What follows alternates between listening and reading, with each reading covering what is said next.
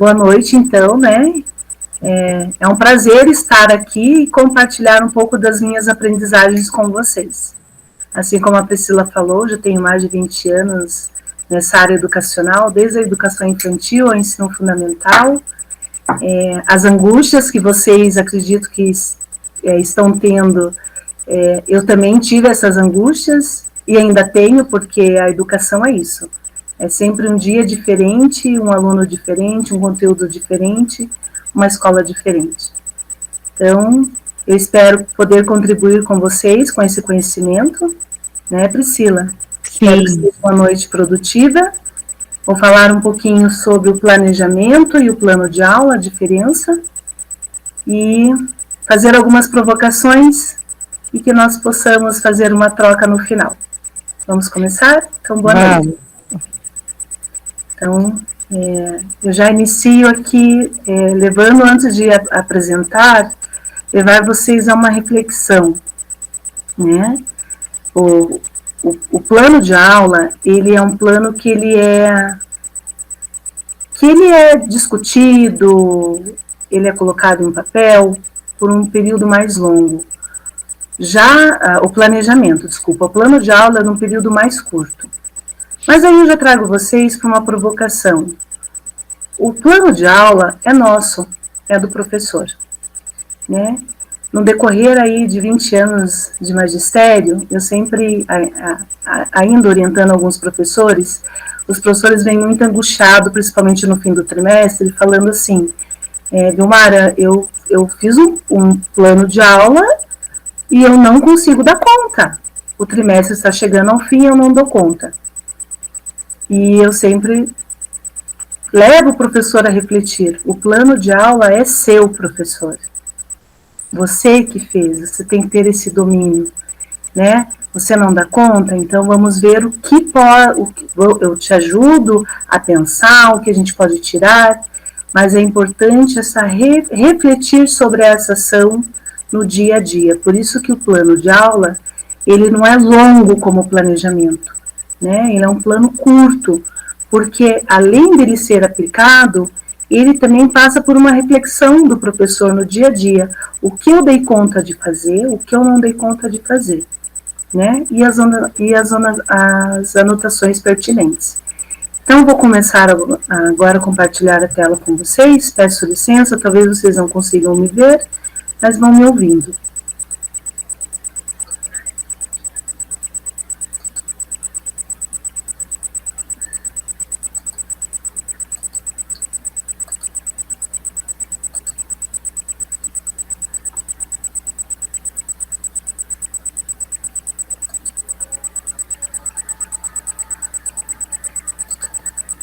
Acho que todo... Priscila, você... Tá dando para ver, tá dando certinho, professora. Então, ok. Então, já vou passar para a próxima tela. Então, como falar de planejamento e plano de aula se não falar de Libânio, né? Ele é um grande estudioso, tem várias literaturas que nos dão suporte para entender o que é esse planejamento e o que é esse plano de aula nas escolas. Então, o Libânio, ele considera que o planejamento, ele considera uma atividade reflexiva e dinâmica.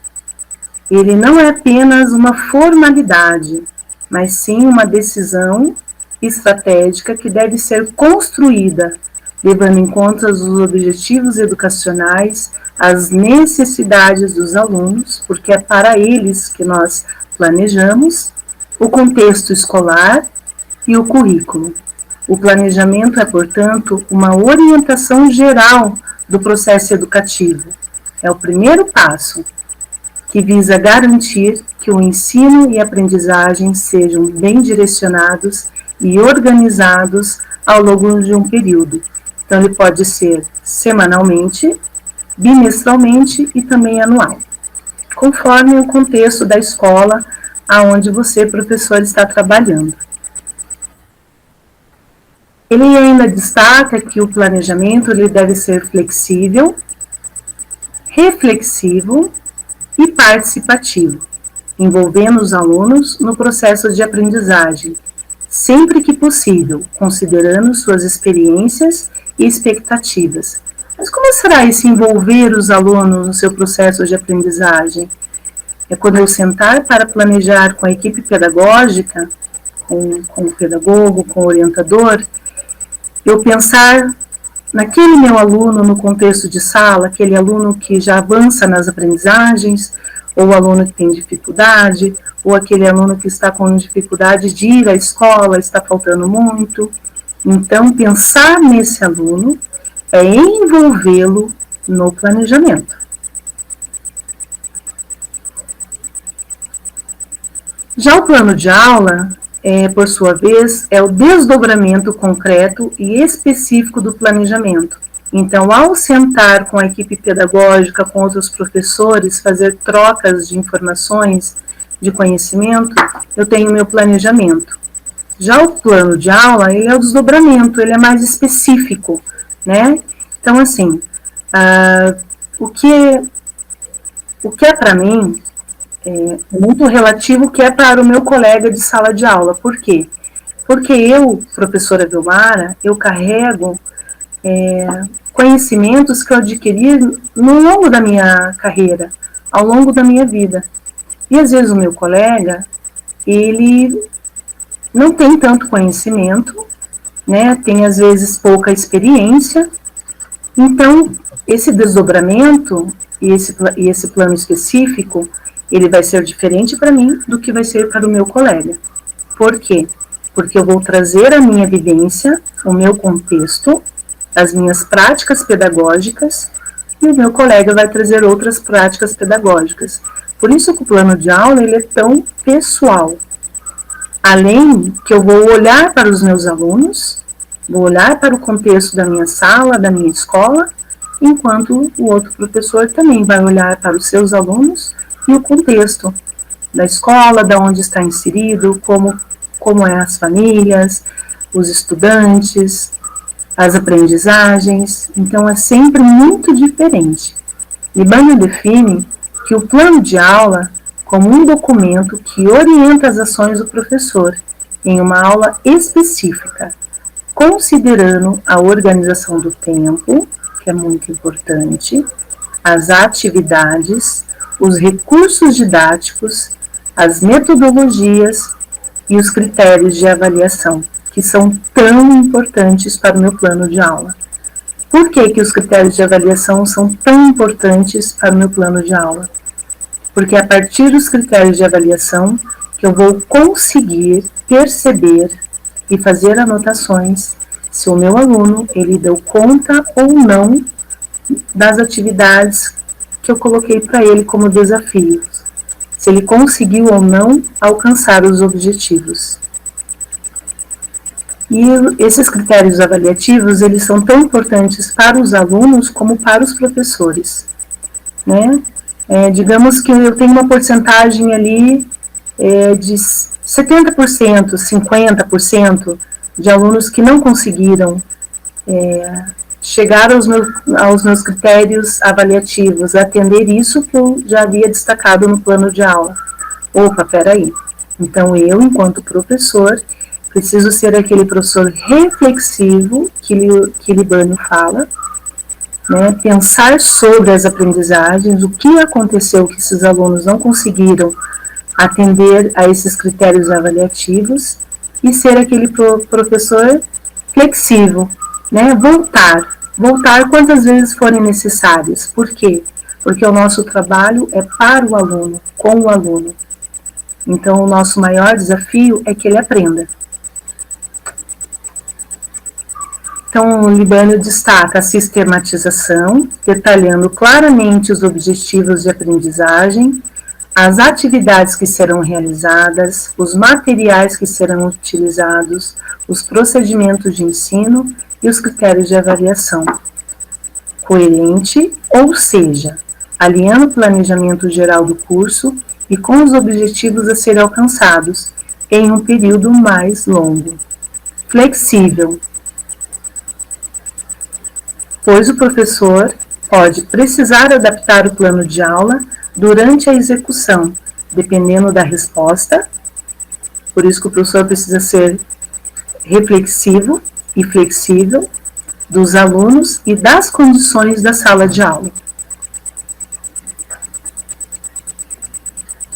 Agora nós vamos falar um pouquinho sobre o ambiente educativo, né? Moreira define o ambiente educativo como um espaço organizado com o objetivo de promover oportunidades de aprendizagem em um ambiente, oportunidades de aprendizagem. Esse ambiente é único, pois se constrói socialmente pelas interações entre estudantes e professores, além de enriquecer com as diversas fontes materiais e simbólicas presentes. E aí eu trago aqui uma imagem para nós pensarmos. Uma escola sem alunos é só um espaço. Uma escola com alunos é um ambiente de aprendizagem. É aqui nesse ambiente de aprendizagem que se constrói o conhecimento e se compartilha também. Então agora eu trago para vocês um exemplo de um plano de aula mais detalhado, pensado numa turma de terceiro ano do ensino fundamental 1. Tá?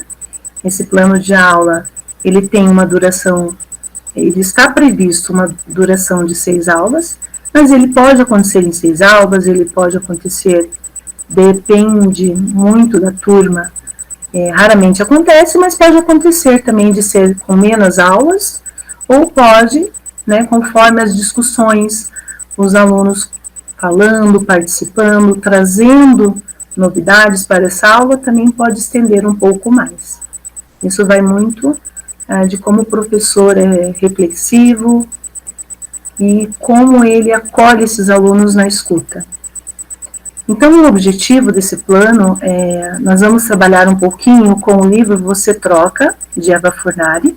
Eu trouxe algumas imagens, daqui a pouquinho eu compartilho com vocês. É um livro engraçado, as crianças adoram. É um livro que chama a atenção deles, eles querem participar, eles querem ler, eles querem fazer rimas depois, então é muito interessante.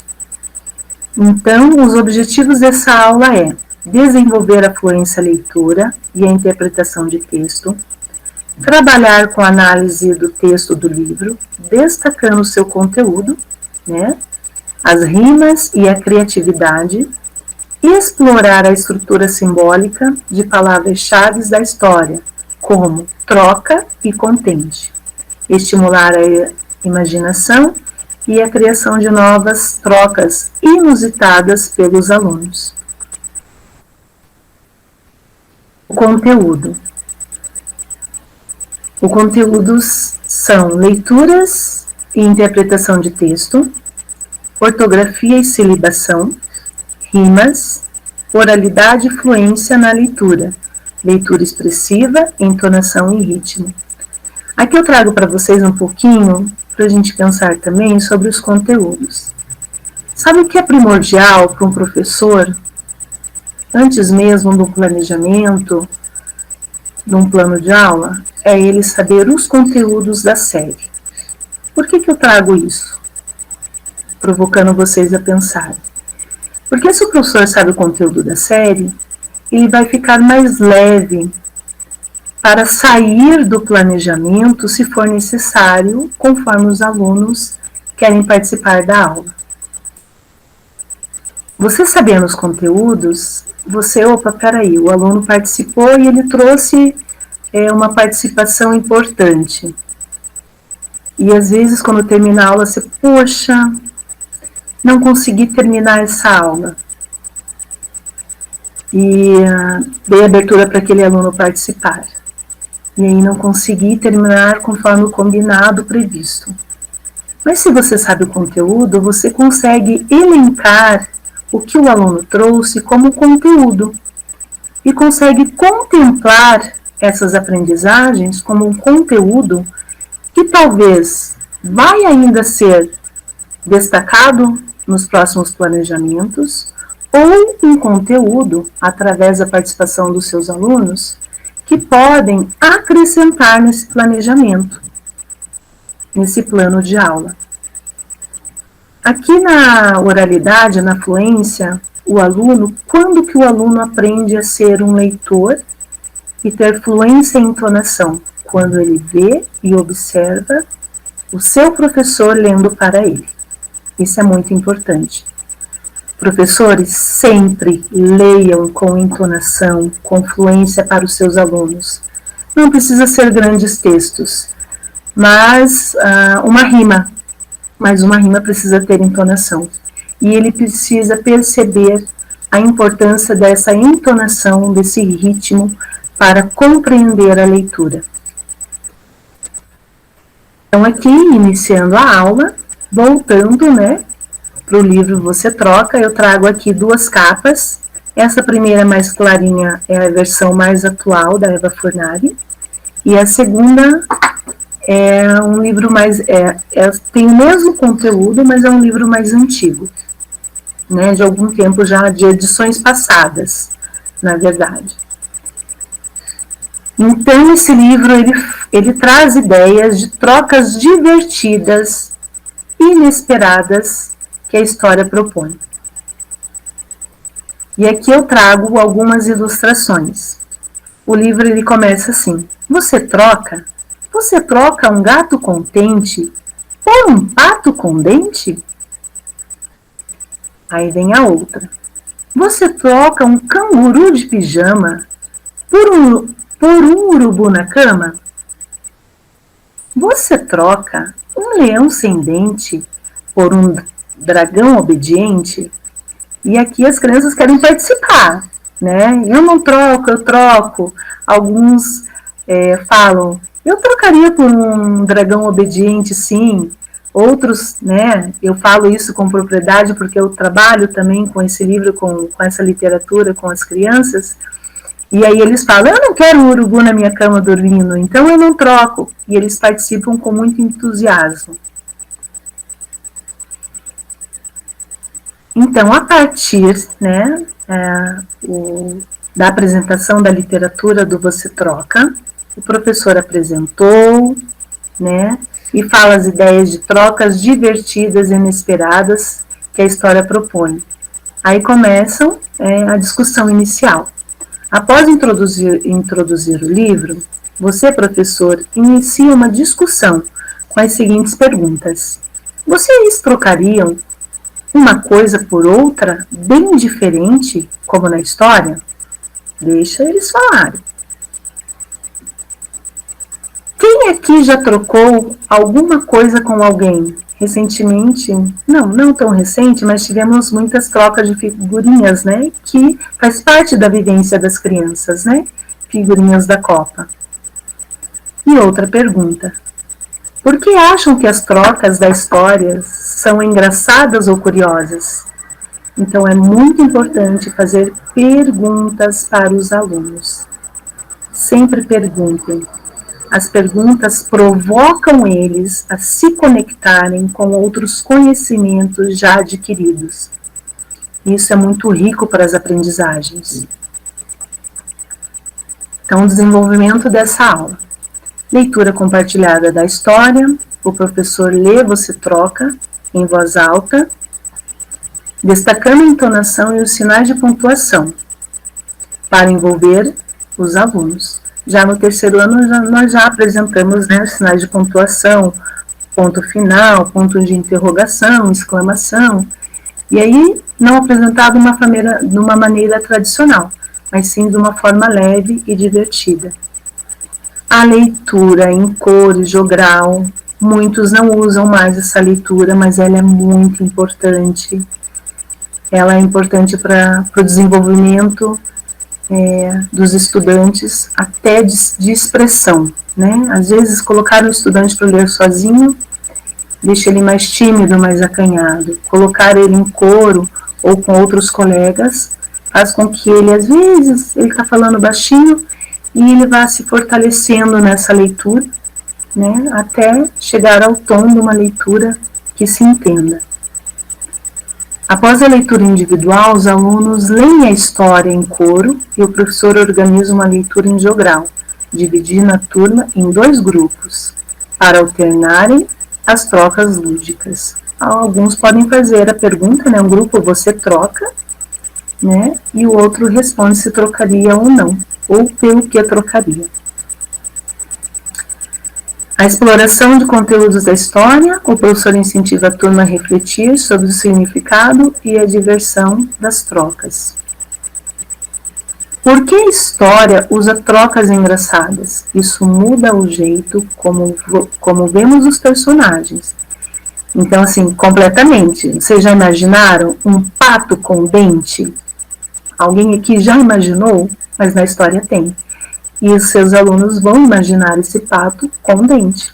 Ou um dragão obediente, ou quem sabe um urubu deitado na sua cama. E aí vem outra pergunta, né? Para as crianças. Vocês acham que as trocas fazem sentido ou são absurdas, né? Como eu já havia repetido, falado. E aqui vem a atividade daí, né? Uma atividade mais sistemática de sistematização. Então, a partir do título do texto, né, pegar a palavra troca, né? Dar uma filipeta, assim como está essa parte aqui, né? Em branco para os alunos e solicitar, antes dar as letras do alfabeto móvel para que os alunos tentem formar a palavra troca. Nesse tenta informar a palavra troca com o alfabeto móvel, eu posso brincar com essa palavra. E eu posso solicitar que tirem a letra R, depois de formar a palavra troca, e tentar ler. Aquelas crianças, aqueles estudantes que ainda leem palavras simples. Então, quando eu peço para tirar a letra R, eu dou a ele a possibilidade de incentivá-lo a ler a palavra que ele consegue, né? E aí, trabalhar com essa palavra, toca, troca, né? Toca, troca, e ele sentir, ouvir o som da letrinha R que está ali, entre a letra T e a letra O. Após, eu posso pedir para eles contarem quantas letras formam essa palavra e também posso pedir para eles registrarem no caderno essa palavra. E aí sim, entregar essa tirinha que está em destaque aqui para eles. Aí eles vão colar no caderno, eles podem dobrar a filipeta, né? Puxando novamente aqui, o T perto do O, ler a palavrinha, voltar, ler novamente a palavra com a letra R. Também fazer o registro de quantas letras tem essa palavra troca, depois fazer o registro de quantas letras tem essa palavra toca. E após, pedir aos estudantes que pintem cada letra de uma cor. Tá? Eu acabei de ver que ficou um errinho aqui, eu peço desculpas por isso. Então, também posso pedir aos estudantes para que eles pintem essas letras, uma de cada cor.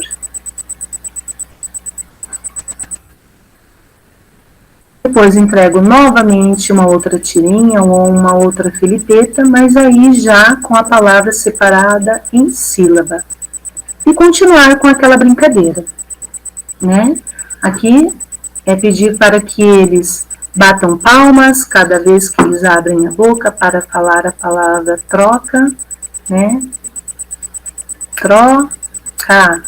E aí ir contando nos dedos, batendo palmas, ou até aquela criança que precisa pegar um material concreto, então ele vai falar tro, pega um lápis, cá, pega outro lápis. Depois pede para ele contar quantos lápis está na sua mão.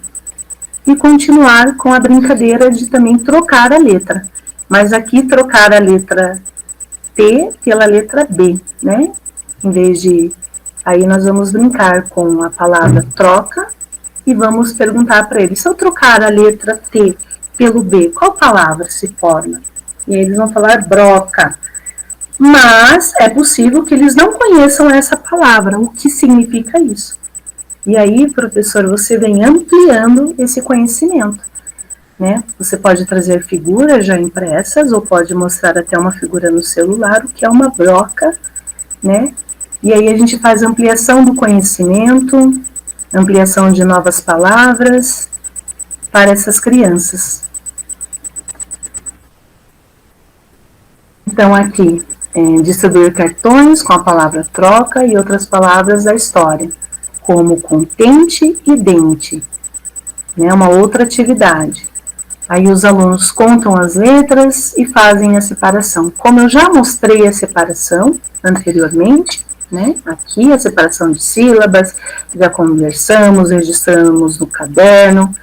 Agora sim, eu dei todo o suporte para que meu aluno consiga tentar fazer sozinho. E aí eu posso provocá-lo, né, com outras palavras. A exploração de novas trocas e palavras. O professor pede que as crianças criem suas próprias combinações, como trocar um leão por um dragão, ou uma borboleta por uma caneta. Né? Borboleta e caneta não aparecem ali na literatura que foi compartilhada com vocês na íntegra, né? Mas os alunos podem trazer essas palavras, né? E eles devem, isso enriquece muito a aula e o planejamento. E aí, após, eles podem ilustrar, né? Eles adoram fazer desenho e eu gosto muito de proporcionar isso para eles. Às vezes nós achamos que as crianças do ensino fundamental não desenham, não gostam de desenhar, mas eles gostam. E o desenho ajuda eles também a organizar os pensamentos. É muito importante o desenho para a infância. Então aqui nós temos a exploração de rimas, né? E a identificação das rimas, que é importante também. Então o professor aponta as rimas da história, como contente, dente, pijama, cama. Pode apontar isso na literatura, no livro, ou pode destacar isso em um texto, ou até mesmo no quadro, no caderno, mas sempre mostrando e fazendo essa comparação, né? Por que uma palavra rima com a outra? O que faz uma palavra rimar com outra? E aqui nós temos outras, né? Que daí as crianças podem sugerir. Eu não preciso só ficar na literatura, mas sempre abrindo para que eles também possam ser criativos e sugerir, como fada é almofada e chave suave. A formação de novas rimas, os alunos criam novas palavras que rimam com as palavras da história e registram no caderno. E aqui nós temos a leitura expressiva, né? Onde o professor relê as primeiras páginas da história, sempre voltando, agora com os alunos participando em coro, experimentando entonação, diferentes e ritmo. E aqui, quando eu trago para o professor reler, aquele aluno que às vezes ainda não está lendo, mas ele faz leitura de imagens. E aí, com a leitura de imagens, ele pode participar dessa atividade. Isso vai ser muito importante para ele. E o desenho criativo, né? Minha troca preferida. Então, depois, finalizando, né, esse plano de aula, vocês podem sugerir que eles desenhem uma das trocas, né, favoritas da história ou alguma troca que eles inventaram. Né? Essa ilustração é bem importante, como um dragão obediente ou um pato com dente. E aí você guarda o livro, né, as imagens, e deixa eles criarem do jeito que eles querem, a partir do conhecimento deles, incentivando sempre a criatividade. E aqui a avaliação. A avaliação, ela precisa ser contínua, isso quer dizer que ela é diária, a todos os momentos, né? Uma avaliação contínua das atividades de leitura e escrita, observando o envolvimento dos alunos nas discussões, atividades e as atividades criativas. uma avaliação de compreensão dos alunos sobre rimas, o que eles compreendem por rimas, com base nas suas respostas e exemplos dados durante a atividade de formação de novas palavras e rimas. Consideração de participação dos alunos às atividades. Por que essa consideração da participação? Porque tem aquele aluno que às vezes não é alfabético, mas ele está participando, ele quer aprender, isso precisa ser levado em conta na sua avaliação. A avaliação ela precisa ser contínua, sempre. E aí esse plano de aula, ele está alinhado à BNCC, que é tão importante para nós professores, que também precisamos saber, né, os conteúdos da BNCC, né, o que ela traz para nós. Então, a BNCC ela traz a leitura e interpretação de texto, né, que está dentro do plano de aula, reconhecimento de rimas e brincadeiras com palavras, produção de textos orais e escritos, praticando o uso do alfabeto e da linguagem, isso é do terceiro ano, tá? E a expressão artística e criativa na aprendizagem da língua. Então, às vezes a gente fica pensando, né? A expressão artística, isso é lá na disciplina de artes. Não, não é. É na nossa também. Ele é do professor regente. A expressão artística ela é importantíssima para a alfabetização também. Então, é fundamental o registro do avanço pedagógico apresentado pelos estudantes. Esse registro ele pode ocorrer, né, por meio de fichas de acompanhamento. É muito pessoal, cada professor pode fazer o seu. Não tem um modelo a se seguir, né, mas é importante pensar sobre ela. Fichas de registros, pode ser caderno também, ou ali no seu próprio plano de aula, né, você deixar um espaço para colocar ali as observações importantes do que é pertinente a você. Observações e atividades, né? Fichas de registros de observações e atividades também, que elas são muito importante também para o registro, né, para avaliação. Os portfólios e o relatório individual e planilhas, né? Planilhas é bem, para quem gosta, muito bacana, porque aí você vai fazendo uma planilha e vai sinalizando as aprendizagens dos alunos por cor.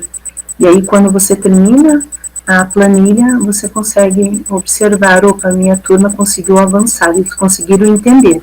Então, a gente pode ir para frente. Ou não, né? Tem uma cor aqui que é de não aprendizagens. Então, eu preciso retomar esse conteúdo de uma maneira diferente. Sempre o conteúdo que ele não alcançou as aprendizagens, ele precisa ser sempre retomado, mas não retomem da mesma maneira, né? Então, sempre de uma maneira diferente, com uma estratégia diferente, certo? Esses registros são ferramentas fundamentais para servirem de análise e tomada de decisões coletivas frente à aprendizagem dos estudantes. E como essas decisões coletivas? Quando eu vou para o meu conselho de classe e eu preciso, lá com a pedagoga, com os orientadores, com outros professores, mostrar, né, o planejamento, o plano de aula e como os meus alunos estão nas aprendizagens. E aí essas decisões passam a ser coletivas. Já não é mais comigo, é com toda a equipe que me apoia, e essa equipe está lá para isso, professor, para apoiar vocês. E dar também ideias, acolher as angústias, né, e as fortalezas também. E aqui agora eu vou compartilhar, peço licença, para compartilhar com vocês uma outra tela.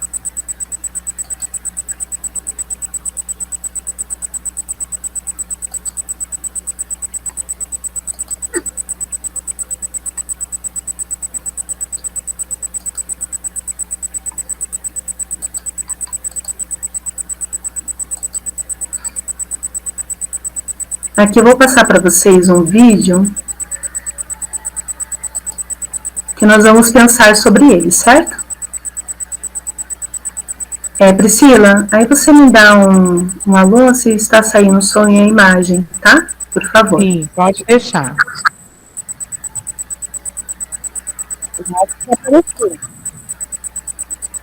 O som? Ainda não começou. Deixa eu ampliar aqui a tela. Sim.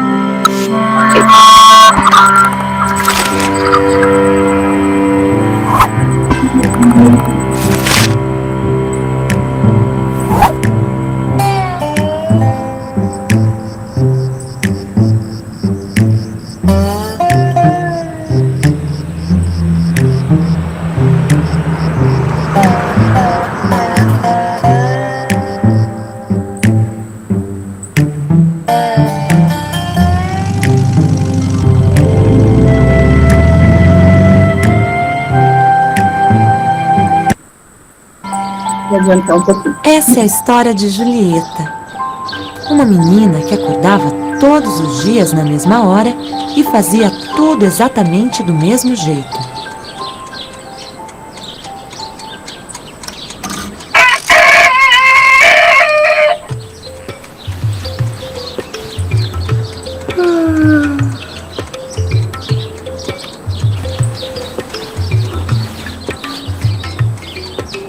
Pé direito, pé esquerdo. 12 passos até o banheiro.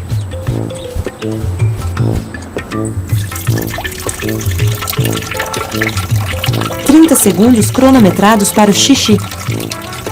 555 gotas, se desse para contar.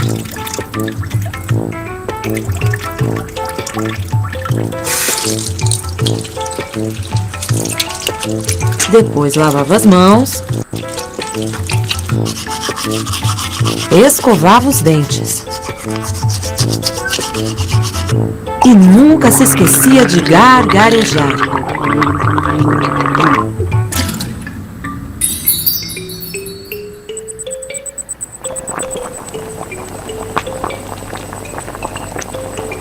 Na hora do almoço, Julieta sentava-se bem em frente à mesa.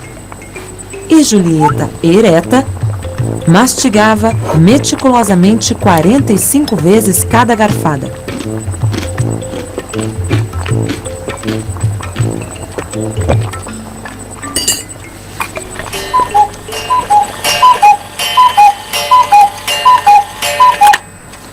Meio-dia, hora de ir para a escola.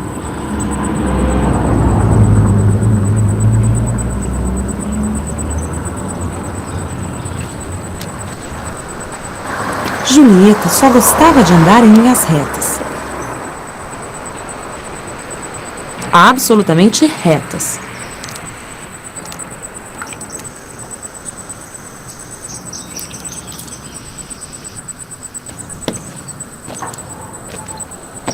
Até que um dia,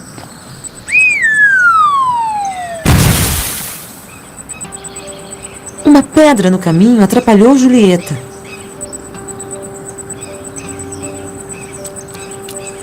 O que fazer? Pular e estragar a linha reta?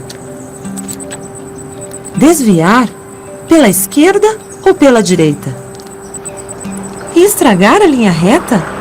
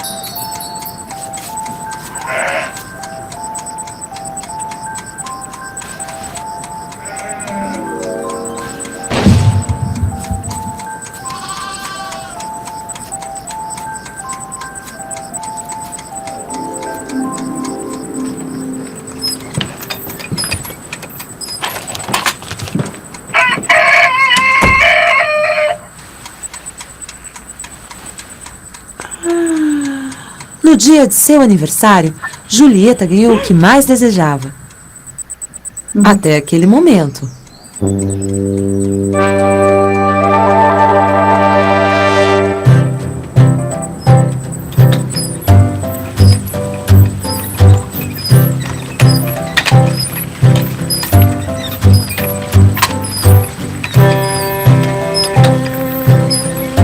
Pedalava em um ritmo perfeito. Até que um dia...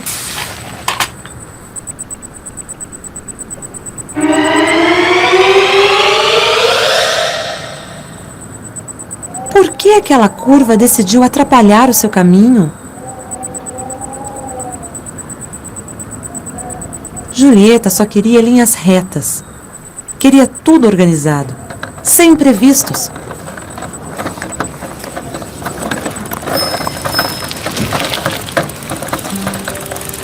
E agora, Julieta?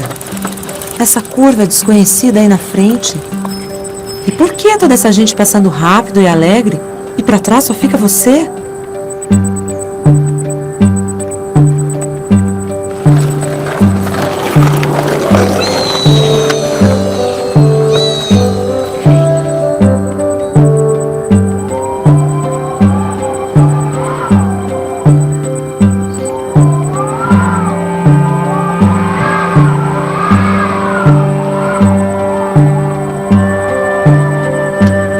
Julieta estava segura.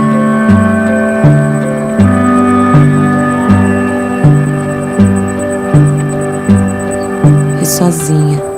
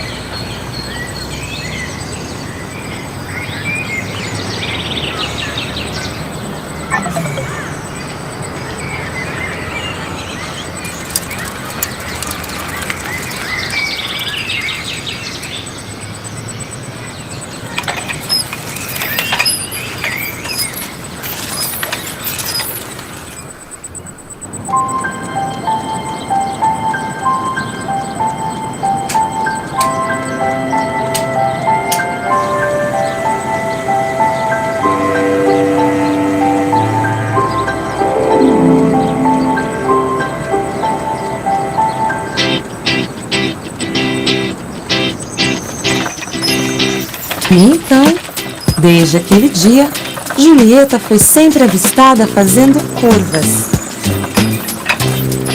Ontem, eu juro que a vi pedalando por aí. Ou será que foi por aqui?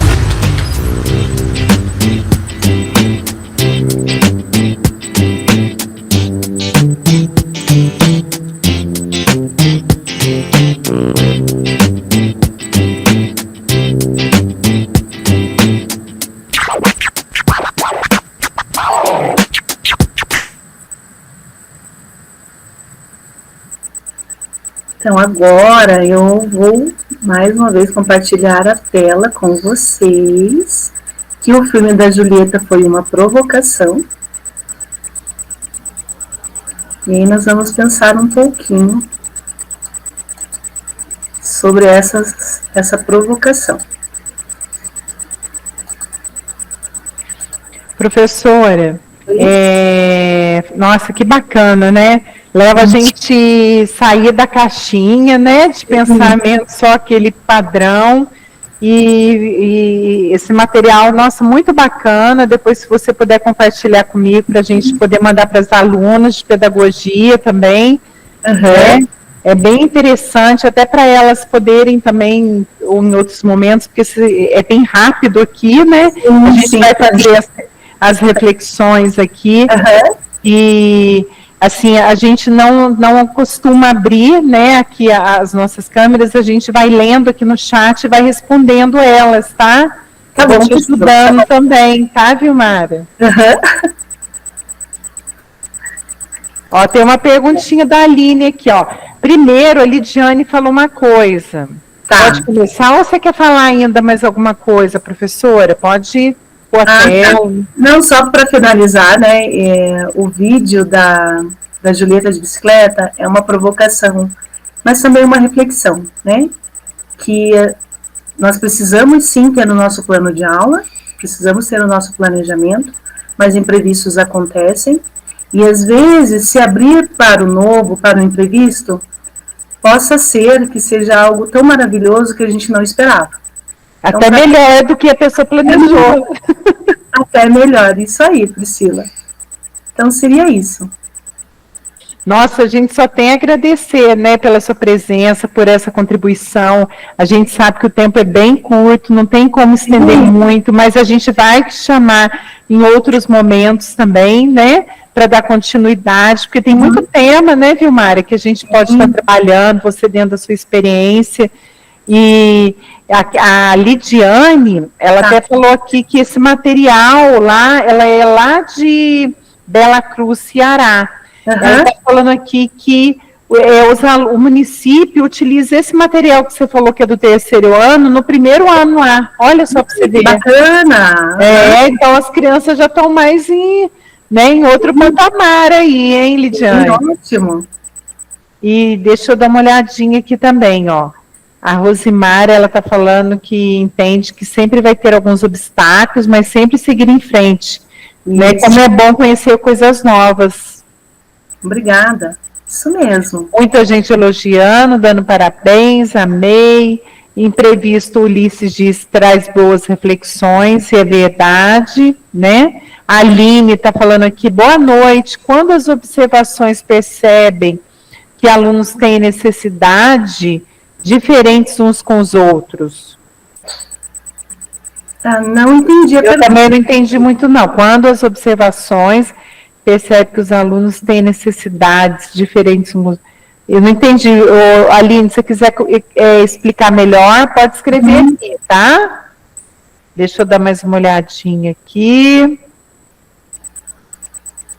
Pessoal, pode ir perguntando, escrevendo aqui se alguém tiver alguma dúvida, né? A gente sempre sabe que o plano de aula é uma bússola para o professor, é importante ter um planejamento, né, professora? Não é para não ter, mas nós temos que sempre ter uma carta na manga, eu digo, né? Não é fazer só um plano de aula, não deu certo o data show que eu vou usar, então eu vou também deixar preparado um texto, uma rima, uma leitura. Eu vou levar as crianças lá no pátio para a gente fazer um varal de poesias, de rimas lá, e cada um vai escrever uma frase, e depois todo mundo junta.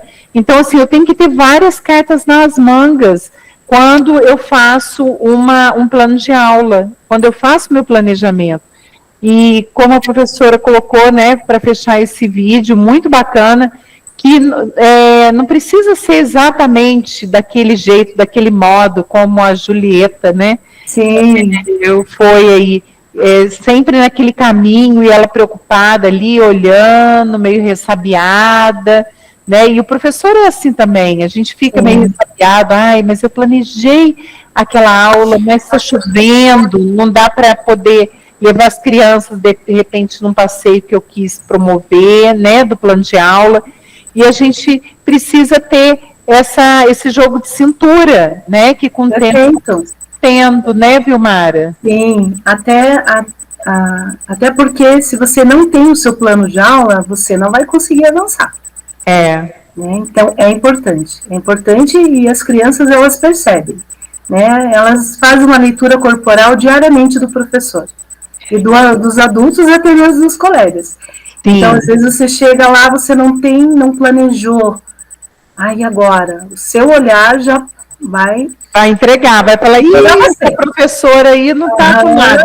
Aí as crianças não param quieta, porque não foi planejada uma coisa bacana para as crianças. Hoje em dia, qual que é o nosso maior inimigo, nosso vilão? É o celular, né? Então, se a gente não tem não usa a criatividade, a imaginação para a sala de aula, como que a gente vai prender a atenção da criança, né? Então, a gente precisa usar e abusar da nossa imaginação, da nossa criatividade. Isso mesmo, a gente tem que ter um plano para chegar. Da maneira que vamos chegar, talvez, né, foi planejado ou não. Podemos ter grandes surpresas, e as surpresas são sempre boas. A Aline está perguntando aqui, ó, quanto o professor percebe que os alunos têm necessidades especiais ao longo das aulas? Quando então o professor planejou uma atividade e o aluno não deu conta de fazer, né? Então, vamos voltar lá para a palavra troca. Ele não conseguiu fazer a separação de sílaba. Aí, Aline, você já percebeu que ele não consegue. Então, você não vai pedir para ele fazer a separação de sílaba da palavra troca, mas você pode pedir para ele fazer da palavra toca, né? Que é uma palavra simples. Aí, se ele também não consegue, você pede para ele separar as letras que formam a palavra, né? E aí pede para ele contar, que ele nomeie as letras, e aí você vai diminuindo a intensidade da avaliação para ele. Em algum momento ele tem que responder, né? Mas se em nenhum momento ele respondeu, aí realmente precisa ter uma atenção mais especial, aí conversar com o pedagogo, né, chamar a família, para ver o que mais, como que é essa criança em casa, se ela também demonstra essa dificuldade, né, mas assim, você professor, você, como quem diz, você é a rainha do seu castelo, né, então você vai dominando ali, né, aqui eu posso, aqui eu não posso, como que eu vou fazer, né, e vai chamando ali quem está de suporte para te ajudar.